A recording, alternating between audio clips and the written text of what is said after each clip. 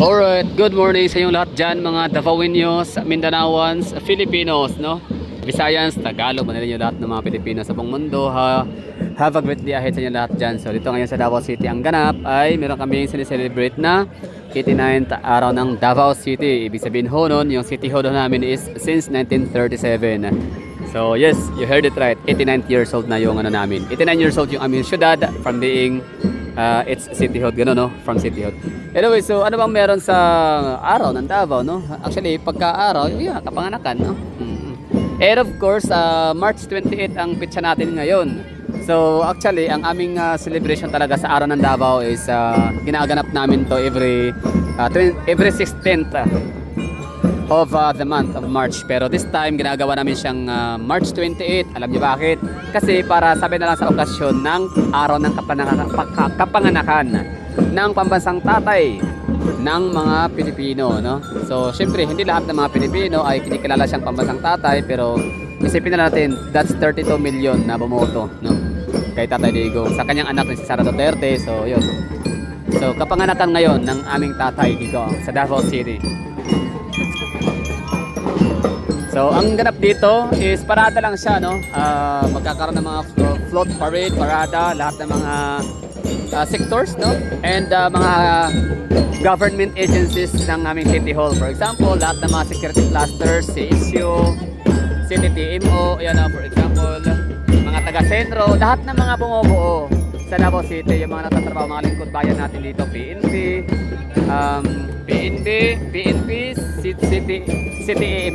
CTTMO, Senro, ano pa ba? Ano pa ba mga ano dyan, no? Mga taga City Councilor's Office, yung mga opisina nila, taga 911, mga taga firemen, no? Yung mga taga BFP natin, mga taga Coast Guard, lahat, no? Ng mga government agencies dito sa Davao City, lahat ng mga bumubuo ng ating lungsod ng Davao, ng aming lungsod, mahal na lungsod ng Davao City. So time check ho tayo dito. It's 6:50 in the morning, no? Early 6:50, pero nagsisimula na. Hindi ko alam kung pang ilang ano na ba to dito, pang ilang entry yung nagpaparade ngayon dito na nakita ho natin. So far parent. May mga banner. Eskwelahan yata to dito, no? Ayun, first schools, yun, Honorable Ralph. Okay, ito mga ano to, mga City Councilor's Office. City Councilor ng 2nd District, Ralph Abilia or Abila. Ito naman si Loe Jan Bongkuyan. So itong kali natin kinatatayuan ay dito to sa may Duterte Street. Wait lang, hindi pala to Duterte Street. Dito pala sa kabila, it's Iniego. Anda, no? Lumang pangalan Anda, Iniego na siya ngayon. Honorable Chichi Hostol, Bagilod. So ito nga yung ano, yung mga parada dito na nagaganap ay per per cluster, no? Per offices. So lahat ng mga ano natin, opisina, yun nga bumubuo sa Davao City.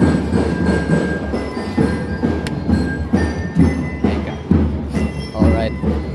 Happy 89th araw ng Davao.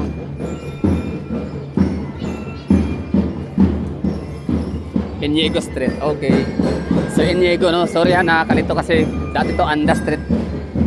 Iniego na siya, ang pinaka-recent. Pero di ba ang Iniego sounds, ano pa rin, no? Parang luma. Sounds old name pa rin.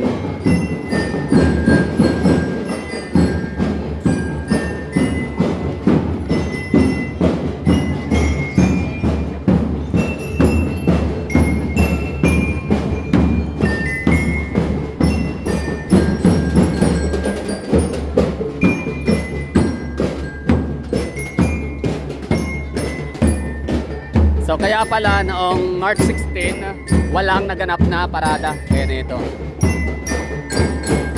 Kasi nga, ito na, isabay na. Kasi parang hindi yata din maganda no, na nagkakaroon na ng crisis sa Pilipinas. Siyempre kasama ang Davao dyan sa affected. Tapos dala-dalawa talaga yung ano namin, magiging ito, yung aming celebration, no? March 16, tapos ito March 28 ulit. So para isahan na lang yung magiging ano gastos ng ating LGU.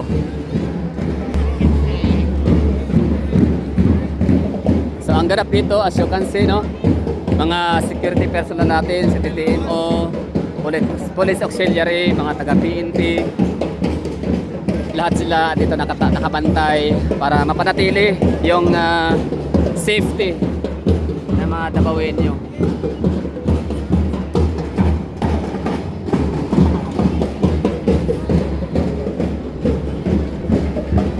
So ito na yung San Pedro Street, ha. So kapag may mga malalaking event kami sa Davao City, ito nga, Araw ng Davao, Kadayawan Festival, and minsan naman may mga pa-concert dito, pa-concerto sa Davao City City Hall area. Yung kalye na to dito sa San Pedro Street ay temporary na sinasarado in giveaway, no? Para sa mga ganitong mga parada, ganitong mga activities and practices.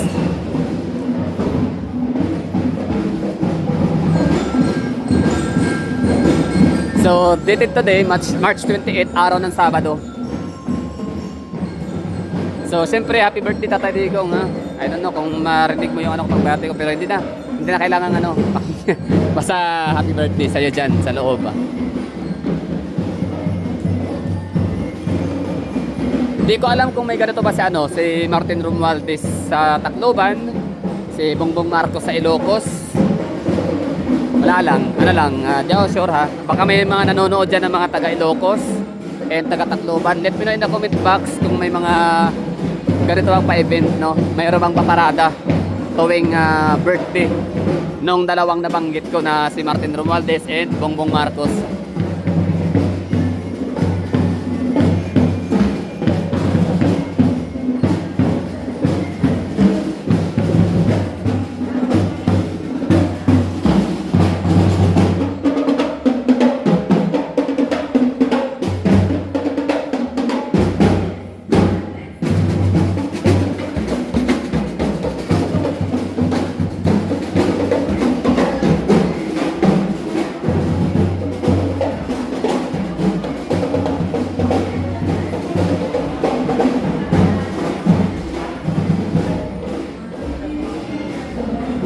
Okay, ito na yung pinaka-heart of the city, kung saan located yung City Hall of Davao natin. At ito na magtatapos ang ating, hindi naman magtatapos.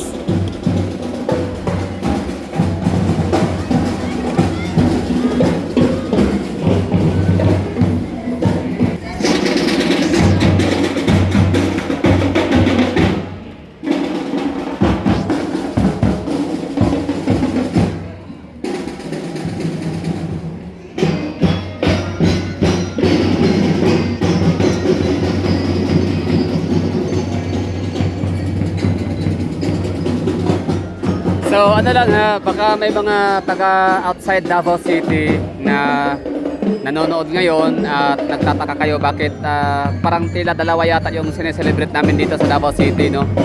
Like dalawa yung parang pinaka-main event namin dito. So it's August, Kadayawan Festival, tapos kapag March naman ay Araw ng Davao. So magkaiba ho yun, no? Festival means siya, we're celebrating the gold harvest, no, blessings, kung ano meron sa Davao, no. So pinapasalamat namin yan, no. So yun yung namin dito, festival, Kadayawan. From the word Kadayaw means good. Kadayawan, goodness, parang ganon, di ba? Goodness, good harvest, ganyan, anything. So hindi lang din good harvest, no. Ang tinutukoy sa Kadayawan kundi pati na rin yung yung diverse culture sa Davao City during Kadayawan. So that's August.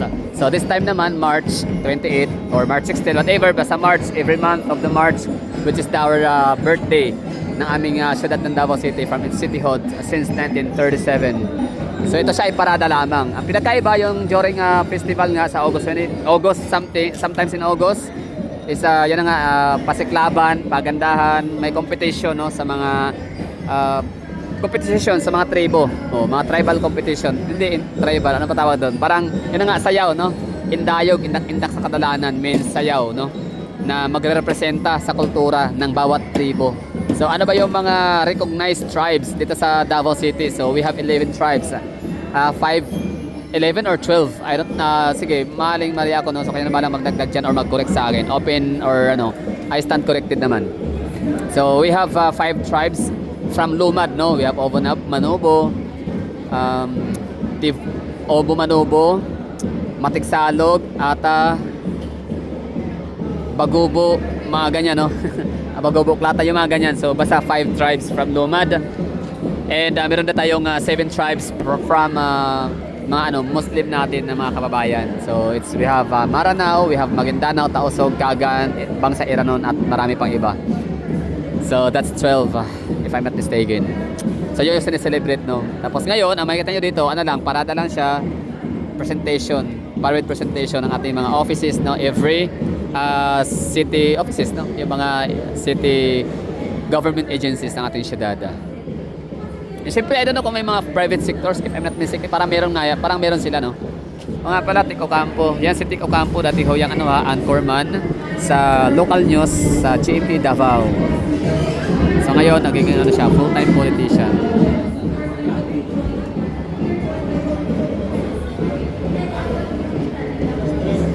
Happy din na.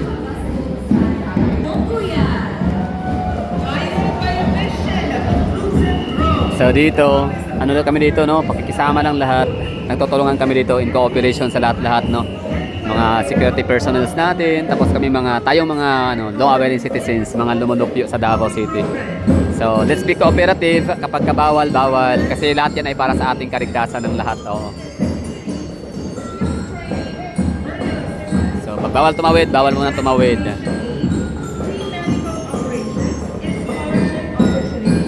Okay, so I think tapos na yung mga parada ng bawat opisina and staff ng ating city councilor. So pinakahuli yata si Councilor Tico Campo. And ito na yung sumunod, eskwelahan na siya. Manuel A. Rojas Elementary School, Drum and Lyre Corps.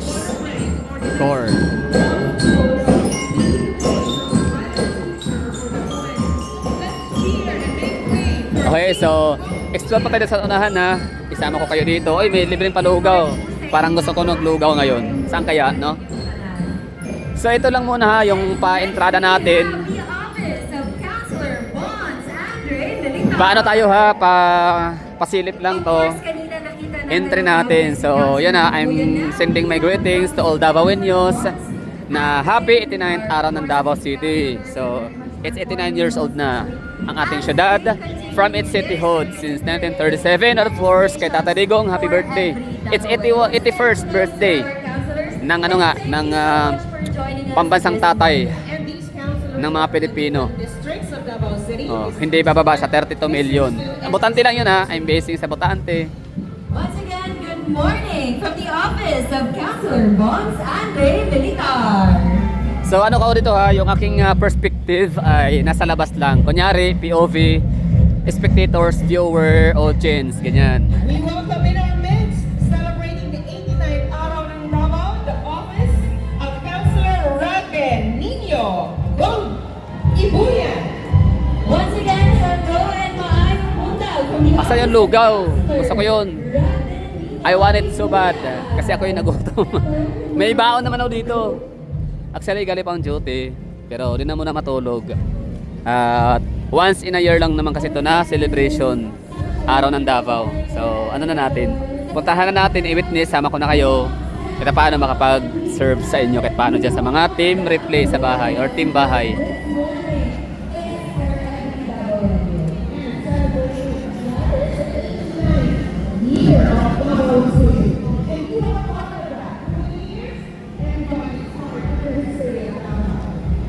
Hindi ko alam kung sino yung natin dito, mga high-ranking officials na attend, no? Siyempre, Mayor Basti Duterte, present talaga yan. And of course, Duterte family. I don't know kung andito si VP Sara Duterte, pero whatever. O kung meron mga bisita from national, mga official, no? Sa Manila, maaari si Amy Marcos na kilala natin kaibigan ni VP Sara Duterte or sila Senator Marcolita at kung sino-sino pa dyan. So welcome sa Davao. O, baka may mga taga rito din may mga andito ngayon sa Davao City na mga Tagalog, no? Mga Bisaya, Mindanaoan, shout out ho sa inyo. Welcome sa Davao City. Thank you for for showing up. Thank you sa pagbisita. Maraming salamat sa inyo. Tourist na kahit paano, no? Nakapag-contribute kayo ng GDP namin. Siyempre, mag-hotel kayo, magta-taxi, sasakyan ng jeep.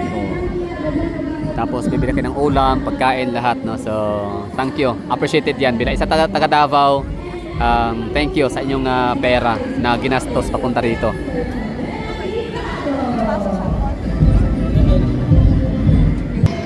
Mag-off na ako ng ng vlog na to, like tatapusin ko na siya. Pero bago ko gagawin 'yon, ipapakita ko muna sa inyo yung yung kahit paano counting aerial view, no? Para sa aerial perspective natin, like crowd check ba? Parang gano'n, no? Kung gaano ba karami ang tao, ano bang ganap dito sa lugar, sa location, sa mismong oras ng alas 7:05 ng umaga. Oo, March 28, Sabado. 2026, no? So, tingnan natin iyan na natin, iikot natin yung camera. So, aerial view, perspective.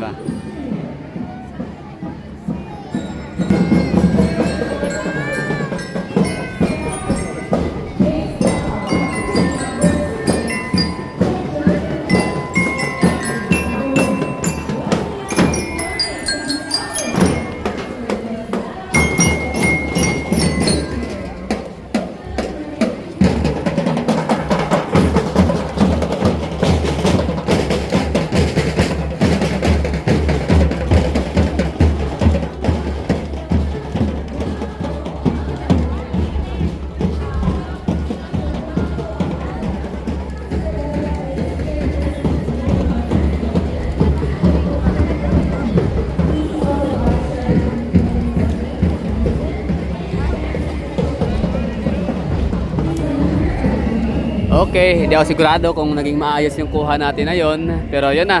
Thank you for watching at hanap na tayo ng lugaw.